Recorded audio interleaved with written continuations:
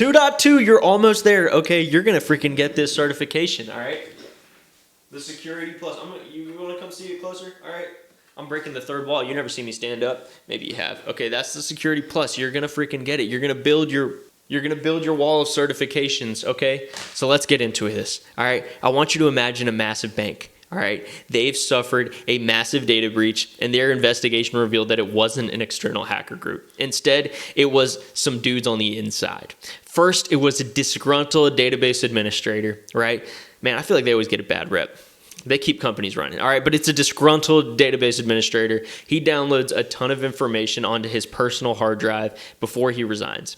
Now, so on the other hand, we have a well-meaning marketing manager. His name's Dan. He's really nice. He says hi to everyone at lunch, and he's really good at remembering names. And he uploads sensitive client lists to an unauthorized free cloud storage service to work from home over the weekend. He's going to the lake with his fam, but after the kids go to bed, he's going to lock back in. Now, these scenarios represent two of the most critical internal security challenges faced by modern organizations. These challenges are insider threats, also known as shadow IT. An insider threat is defined as any individual with authorized access to an organization's asset who uses that access either wittingly or unwittingly to cause harm. An insider possesses a distinct advantage over an external actor because the insider already has legitimate credentials. They can request for access for stuff, and someone might just go ahead and approve it, and they may already have access. Now, this first category is the malicious insider. Malicious insiders are intentionally abusing their authorized privileges for personal financial gain. A financial reward as corporate espionage or maybe even revenge. That's what their goal is. A common motivation for these malicious insiders include financial distress, anger over a missed promotion, or recruitment by a competitor's or a foreign nation state. The second category is a negligent insider. A negligent insider, he doesn't harbor any malicious intent. Remember, we're talking about Dan, the sweet marketing guy, but he causes security incidents through carelessness, lack of training, or convenience-seeking behavior, right? I really think those security trainings that everyone gets that has to do every year at your company, I think those should be in person, right? Bring me in. Examples of negligence include leaving workstations unlocked. I tend to do that. Falling victim to basic phishing schemes and ignoring established security policies. The third category is the compromised insider. A compromised insider is an employee whose credentials or devices have been hijacked by an external threat actor, often without the knowledge of the employee.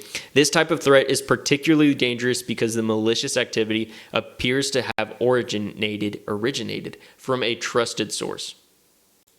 I sympathize for this one. Let me explain. Shadow information technology is commonly referred to as shadow IT. This is the use of hardware, software, or cloud services within an organization without explicit approval or knowledge from the IT department. The primary motivation behind shadow IT is productivity and convenience. Employees often feel that it's too annoying to use the internal tools, right? I used to work at this dinosaur company. I love them. They're super sweet, but man, our tooling sucked. So maybe you find the perfect vibe-coded application that's out there, and it looks great. It's been tailored to your exact job function or your exact tasks. It makes you work way quicker, but all of their code's out on GitHub, including their API keys, their database password, all of this stuff, and that's dangerous. So I'm going to talk about three things that are wrong with it. The IT department cannot protect assets that are invisible to them. Second, shadow IT often leads to data leakage as sensitive corporate data is stored on third-party servers and they lack enterprise security-grade controls. Third, shadow IT violates regulatory compliance frameworks such as Health Insurance Portability and Accountability Act, HIPAA, or General Data Protection Regulatory, which is a strict data tracking for access controls. Additionally, unauthorized software can contain unpatched vulnerabilities, creating entry points for external hackers. All right, next up is my bread and butter. Used to work at Cisco on a network security team on this application called Cisco Secure Client. We had just about all of these things integrated into our product. So, mitigating insider threats with shadow IT requires a combination of technical controls and organizational policies. So first up, DLP. Data loss prevention can block unauthorized transfer of sensitive data to external drives or unapproved cloud services, right?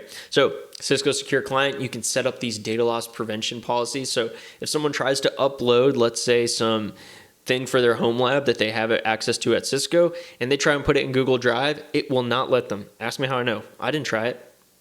Now, Users and Entity Behavior Analytics, also known as UEBA, establishes a baseline of users' normal activity, and it flags anomalies, such as an employee downloading massive amounts of data at unusual hours. CASB, also known as a Cloud Access Security Broker, provides visibility into cloud services. It's all connected with APIs. It's pretty cool, allowing security teams to discover and block unauthorized shadow IT applications. Finally, a regular security awareness training is huge, right? I would love all of these to be in person because it's way too easy to click through these, but this is huge because, maybe you see a USB drive outside that says 2009 Bitcoin and you're like, let me try this, plug it in. That sucks. But maybe if you were told that that's something that happens, you wouldn't do it. Organizations must also implement the principle of least privilege, right? You ever heard of zero trust? So give employees only access to what they need to have access to, right? Whether it's knowingly or unknowingly, this can be dangerous. We covered a ton of content here, so feel free to watch this video again if you don't crush the practice questions coming up, but you got this.